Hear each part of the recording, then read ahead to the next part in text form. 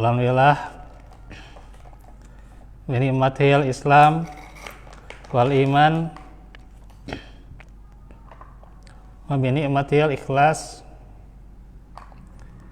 Asyhadu an la ilaha illallah wahdahu la syarikalah wa asyhadu anna Muhammadan abduhu wa rasuluh alladzi la nabiyya ba'dah.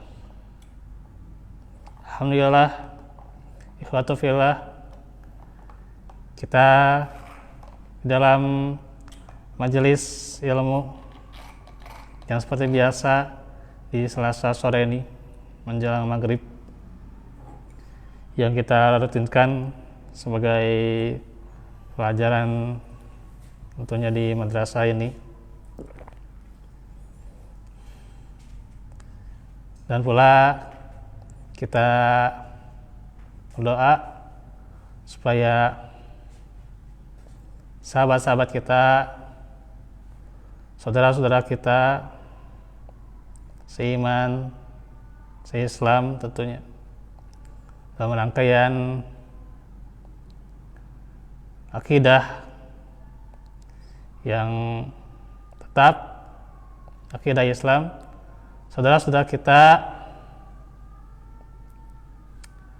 Allah berikan kelapangan, termasuk pula kesehatan, yang sakit disembuhkan, pula yang saat ini juga sedang kondisi yang dirasakan sulit, Allah mudahkan, dan pula Allah lancarkan seluruh urusannya. Yang dimana tentunya terbukanya sebuah jalan ke dalam jalan menuju surga, dan kemudahan-kemudahannya yakni adalah dengan menuntut ilmu. Dan juga terbukanya pintu-pintu, termasuk apa yang kita minta kepada Allah adalah dengan menuntut ilmu. Maka ikhwatu fillah, bersyukurlah kita yang terus Allah anugerahkan kemauan, karena bukan hanya tentunya fasilitas dan sarana atau materi dan sebagainya ya, tapi itu semua kembali pada kemauan kita untuk membuka hati kita, merendahkan hati kita untuk menuntut ilmu. Maka inilah yang akan menjadi sebab terbukanya pintu-pintu, dan rezeki itu tidak hanya melihat dari sisi materi ya, tapi bagaimana dengan kemampuan dan kesempatan yang kita punya kita bisa beramal sholih padanya. Ikhwatu fillah, melanjutkan pelajaran mengenai fikih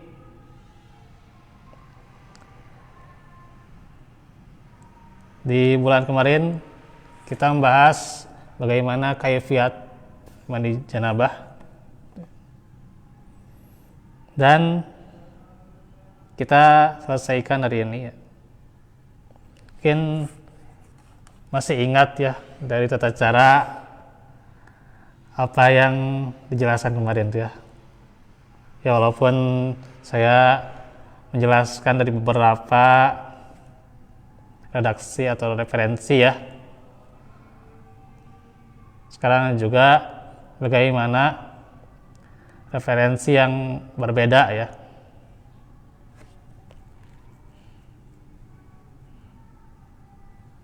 Kalau kemarin mulainya tadi mencuci tangan ya gitu. Cuci tangan ya, kedua tangan dicuci itu ya, atau boleh juga yang kanan saja dicuci itu ya. Kemudian ambil air ke kiri itu ya. Kemudian juga bersihkan kemaluan ya, depan maupun belakang ya gitu. Bersihkan, setelah itu berwudu ya. Dan juga wudunya itu ya ada dua pendapat, apakah sampai cukup mengusap kepala atau sampai membasuh kaki ke hingga mata kaki ya gitu. Nah itu. Setelah itu ya nyela ya di sekitar kepala, di sela-sela ya. 3 kali, kemudian mengguyurkan air ya 3 kali sambil membersihkannya ya. Apakah boleh dengan sabun atau apapun lah gitu ya gitu. Silahkan. Kemudian juga setelah beres semuanya, berpindah posisi atau tempat, maka cuci kakinya sampai mata kaki. Simpel ya. Ya, nuker-nukeran di santai ya Pak.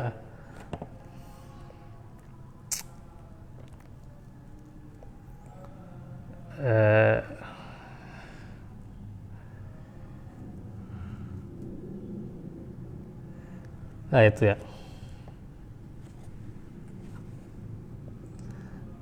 Sebenarnya itu dari beragam tata cara yang kita terangkan ya.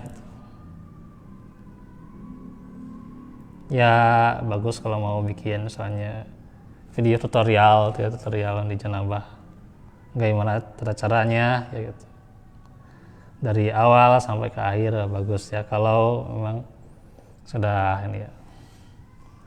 Ya bikinlah kalau mau ya, itu juga kan butuh waktu, butuh edit dan sebagainya, jangan ribet kalau belum cocok waktunya itu ya.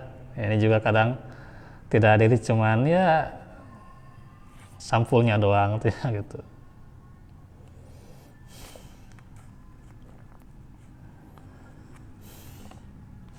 Nah sekarang ada tata cara yang lain. Ini dalam beberapa keterangan ya.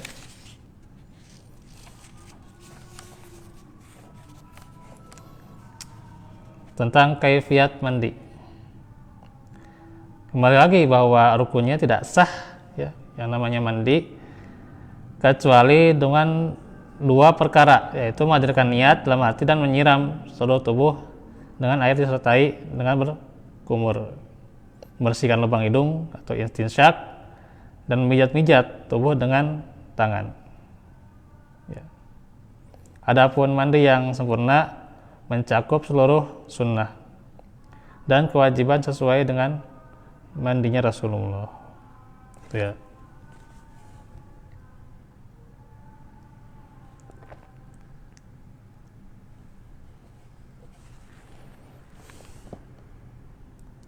Nah sekarang caranya.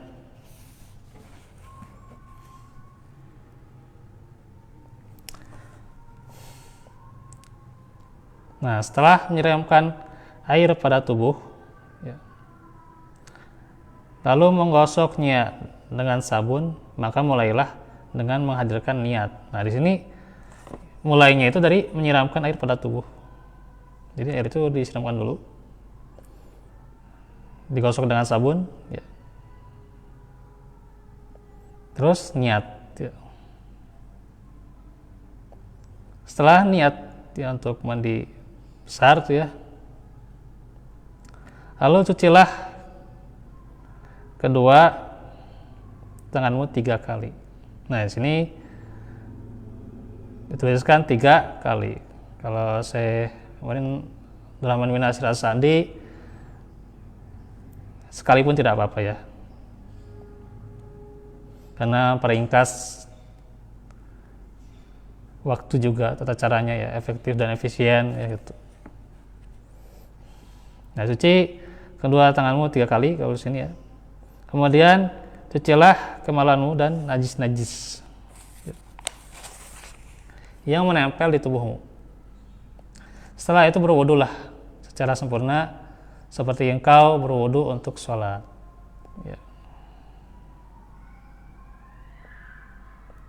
Dan engkau boleh mengakhirkan membasuh kedua kaki hingga selesai mandi. Di sini hanya perkara membolehkan ya, kemubahan ya. Si kakinya dibersihkan ya, sampai mata kaki ya, di akhir ya gitu. Kemarin kan ada 2 pendapat ya. 2 pendapat itu ada yang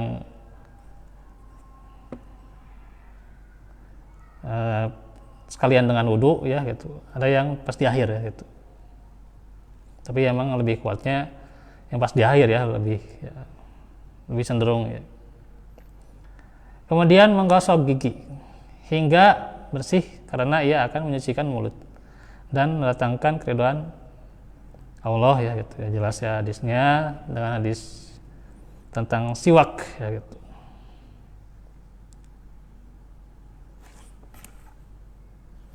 Kemudian engkau siramkan air pada kepalamu ya. Jadi pada kepala siramkan tuh ya, wajahmu beserta kedua telingamu ya dibersihkan pula ya. Dengan pula menyela-nyela rambut supaya air bisa membasahi kulit rambut juga ya. Di sela-sela ya, sambil di sela-sela tuh ya. Sambil dibersihkan ke sini ya, ke bagian-bagian. Setelah itu engkau menyiramkan air ke seluruh tubuh ya sebanyak 1 kali ya, selesai itu 1 kali. Dimulai dari bagian yang kanan lalu kiri sambil mijit-mijit sebisa mungkin. Dengan perhatikan bagian tubuh yang sulit terkena air ya. Seperti apa? Ketiak ya. Ya. Bagian dalam telinga juga ini juga ya. Bersihkan tuh ya. Dan alis ya. Setelah itu basuhlah 2 kakimu dengan perhatikan sela-sela jarinya juga. Dimulai dari yang kanan, kemudian yang kiri, tanpa berlebihan dalam pemakaian air. Ya. Nah, di sini tidak dijelaskan apakah ketika pindah posisi atau pindah tempat ya, kemudian mencuci kaki. Tapi sini setelah beres seluruh prosesnya, ya, seluruh tata caranya, barulah kita membersihkan kaki kita. Itu ya. Dan ingat, janganlah berlebihan. Berdasarkan sabda Rasulullah sallallahu alaihi wasallam. Ya. Janganlah engkau berlebih-lebihan dalam pemakaian air, walaupun engkau berada dalam sungai yang melimpah airnya. Saat itu pula mandi di sungai itu ya, jangan berlebihan. Sama saja ya gitu.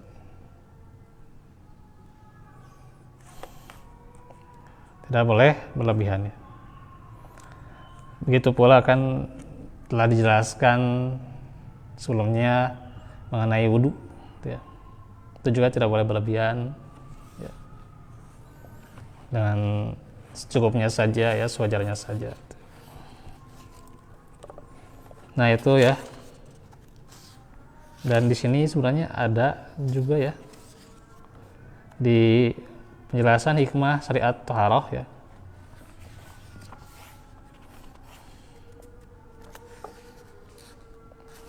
Tentang mandi ya.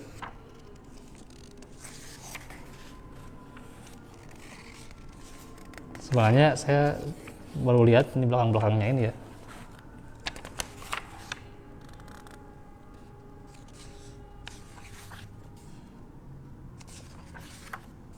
Terus saya lupa halaman berapa nih. Coba cek dulu ya, karena ini emang fikih itu harus berbagi referensi ya. Kebayang kalau cuma satu rujukan ya, yang lain dianggap ya gitu. Coba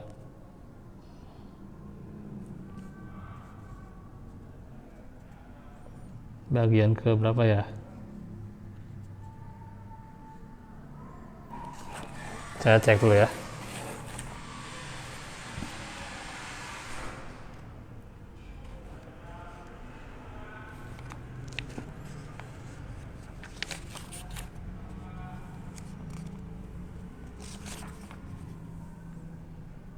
Kemarin sebenarnya baca saya.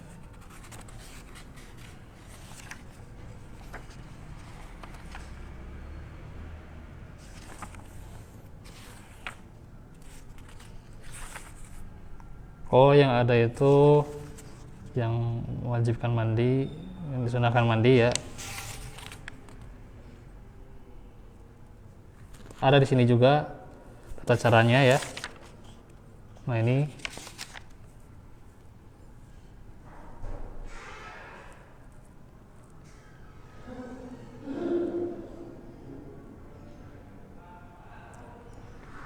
nah dengan penjelasan yang lain ya.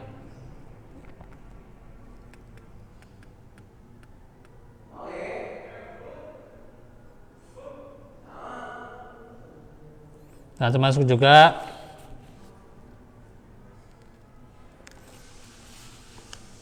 untuk kaifiat mandi di sini ya.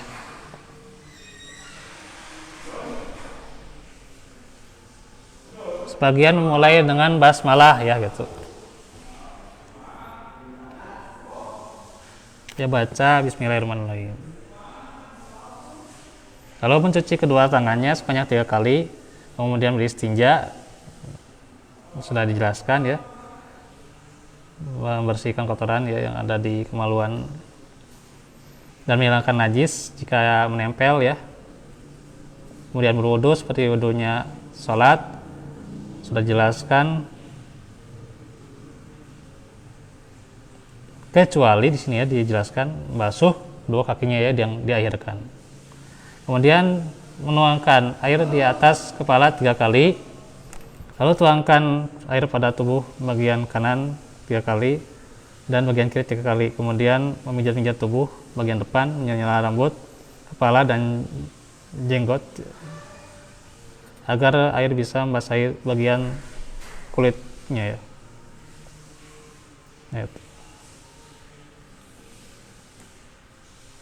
Setelah beres semuanya ya baru mencuci kaki ya gitu. Ya udah beres itu ya tentang kaifiat mandi wajib.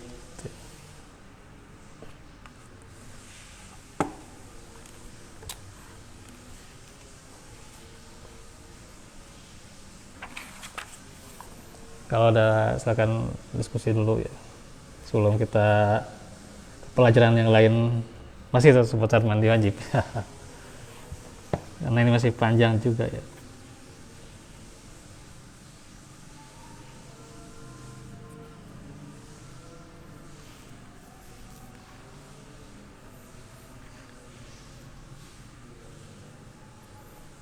Ya, mengenai basmalah, apakah diucapkan di dalam toilet ya, sedangkan dalam toilet itu kan ya ada kumpulan jin ya gitu, dan ada apa larangan tuh ya, ada larangan semacam larangan atau anjuran bahwa tidak membaca kalimah thayyibah ya. Jadi tidak baca kalimah thayyibah apapun ya di toilet. Ini beda pendapat sebagian ulama. Syekh Abdul Aziz bin Bas itu yang melarang ya kalimah thayyibah ya kalau kita masuk ke kamar mandi toilet.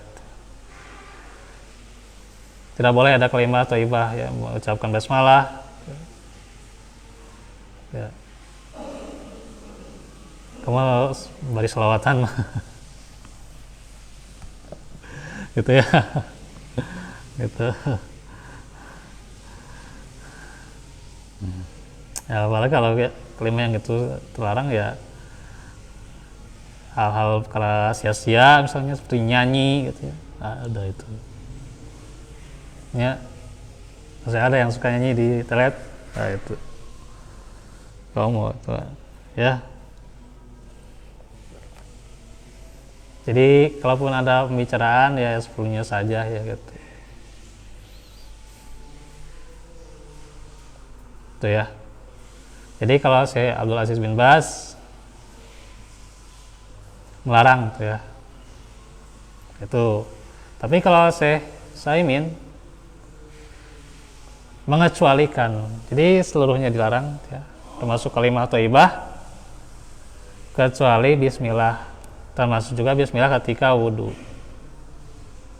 Jadi kalau yang pendapat pertama, basmalahnya itu ya kan kita mau masuk ke WC, bismillah, Allahumma inni a'udzubika ya, minal khubuthi wal khaba'its ya. Terus kan masuk ke toilet gitu. Mendahulukan kaki kiri gitu. Itu pendapat yang pertama. Jadi bacanya pas mau masuk. Tapi yang kedua, pas ya mau mandi wajib atau wudhu, nah itu diperbolehkan kata Syekh Utsaimin. Jadi kalau misalnya kita nggak sengaja baca basmalah di toilet ya nggak masalah juga sebenarnya. Ya ini hal yang bukan mesti diperdebatkan juga. Ya. Yang terpenting bagaimana niatnya itu ya. Karena memang di ulama salaf juga berjalan beberapa pendapat juga tentang membaca kalimat thayyibah di toilet, bagaimana hukumnya gitu ya. Panjang kalau mau dijelaskan ya gitu. Ya intinya niatnya aja kita, sebenarnya dengan niat cukup ya gitu. Dan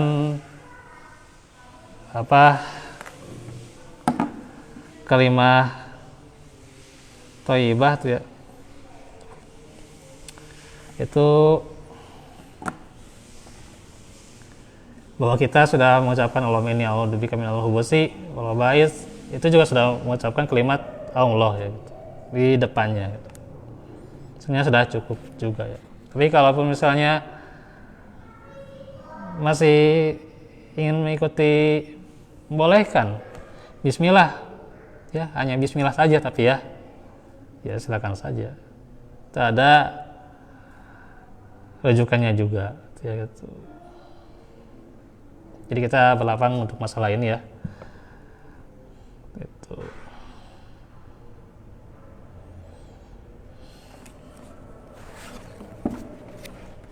Masih lama Grip.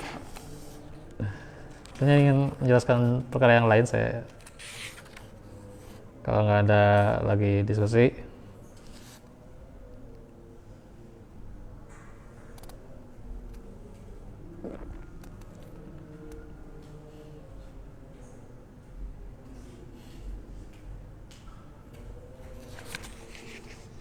Nah ini ada salaman lagi kalau di sini ya,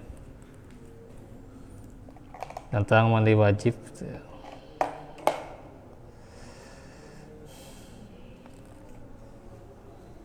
Dan berapa hukumnya.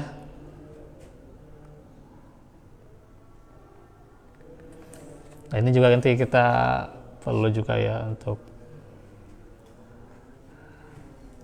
di hari Jumat ya,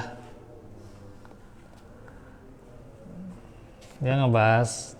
Tapi kan memang walaupun sudah dibahas di beberapa bulan kemarin ya,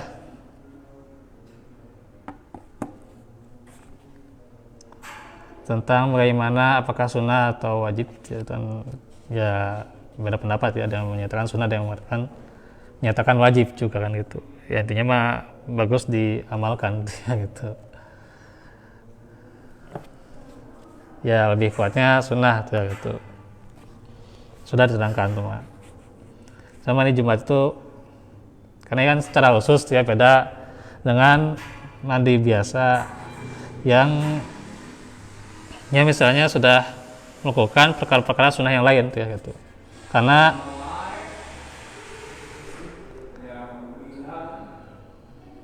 ada perkara hukum yang berbeda ya. Ada perkara hukum yang berbeda.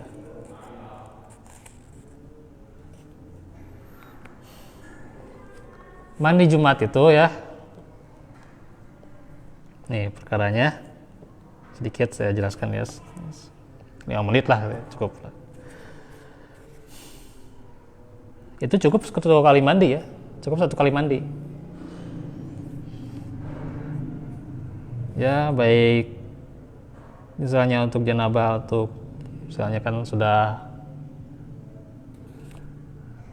kan di pagi hari itu ada sunnahnya ya, tanya sunnahnya ya, bercampur lah gitu dengan pasangan tuh ya gitu. Kemudian mandi gitu ya. Kalau masih keburu waktunya ya, kalau enggak ya malam Jumat ya, kalau masih keburu waktunya kan ada bekerja dan sebagainya, ada yang masih kerja, ada yang libur Jumat ya itu ya. Misalnya kan nanti beresnya itu kan mandinya buat janabah, maka beres ya cuma sekali aja, nggak usah 2 kali mandi, 1 buat janabah, 1 lagi buat Jumat, nggak usah itu ya, nggak cukup. Misalnya walaupun misalnya mandi janabah itu sudah termasuk juga karena di waktu juga itu mandi Jumat ya, ya di waktu yang sama mandi Jumat, berarti sudah cukup. Dan bisa didahulukan ya, bisa pagi hari ya, nggak usah nanti menjelang Jumatan baru mandi Jumat ya untuk laki-laki ya. Bisa di pagi hari ya, mau bekerja mandi dulu ya, mandinya mandi Jumat tapi ya.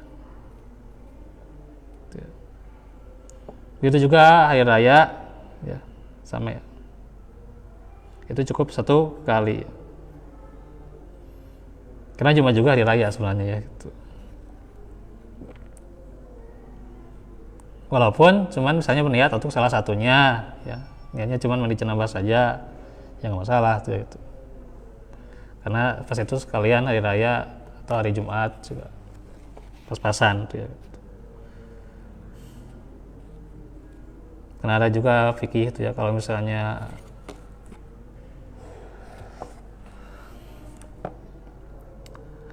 kita datang pas adzan itu ya, pas adzan, apakah setelah adzan kan beres tahiyatul masjid dulu gitu ya, atau dua-duanya tahiyatul masjid kuliah subuh gitu ya.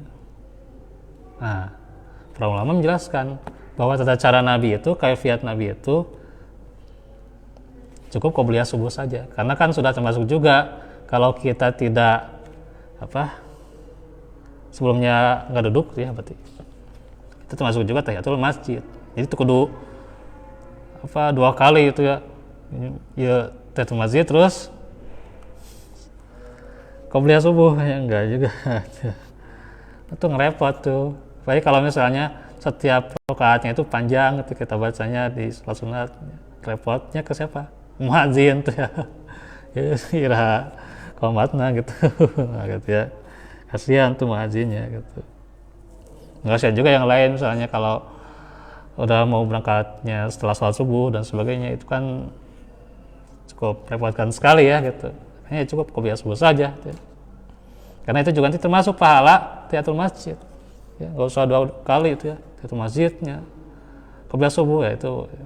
Jadi kaifiat Nabi itu cukup qobliyah subuh saja ya. Ini juga kalau mandinya pas-pasan hari Jumat, berarti termasuk juga ya, kalau walaupun niatnya untuk janabah ya termasuk juga pas waktunya hari Jumat ya gitu. Kalaupun misalnya diniatkan buat semuanya ya itu lebih baik ya juga. Karena Rasulullah sabda walikullim iman, dan bagi setiap orang yang apa yang diniatkan ya gitu.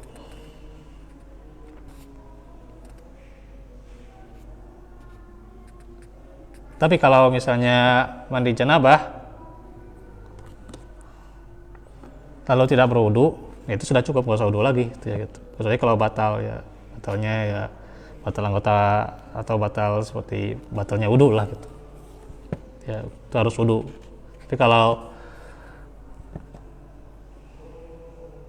hanya mandi saja tidak usah berwudu lagi gitu ya. Sebab itu kan niat taharah juga. Sudah termasuk dalamnya mandi janabah itu ya termasuk dalamnya kan wudu, ada wudunya gitu ya.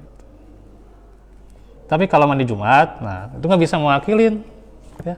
Misalnya sudah mandinya itu sudah pagi-pagi ya tetap sebelum Jumatan ya kita harus wudu juga. Nah ini bedanya itu di sini ya. Sedikit ya bedanya itu di sini ya.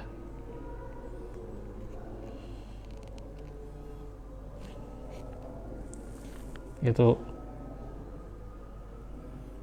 Karena kan itu mandi sunnah ya, mandi Jumat itu yang nggak bisa mewakili yang difardukan. Dan ketika mau sholat ya yang wajibnya kan dia wudu gitu, jadi nggak bisa mewakilin kalau Jumat walaupun sudah pagi-paginya itu ya sudah mandi, mau Jumatan ya wudu lagi ya, beda lagi nih hukumnya kan gitu. Nah itu hukum yang bisa dijelaskan, tambahannya plusnya itu aja dulu ya. Nanti ada diskusi dan sebagainya kita bisa jelaskan di kesempatan yang lain. Nanti ada perkara-perkara yang harus diketahui juga bagi kita dalam mandi wajib. Itu saja dahulu ya, besok kita lanjutkan tentang tafsir Al-Quran surah Al-Baqarah ya. Nah ya, ayat berapa? Lupa lagi ya, antara 90 ya, kalau nggak salah 90-an ya. Saya belum melihat rekapnya, lupa lagi saya juga. Wa'fu minkum wa fikum rabbana atina fid dunya hasanah fil akhirati benar. Rabbana atina min rahmatika wa ilana sudah. Aku qawli hada wa astaghfirullah li wa lakum. Assalamualaikum warahmatullahi wabarakatuh.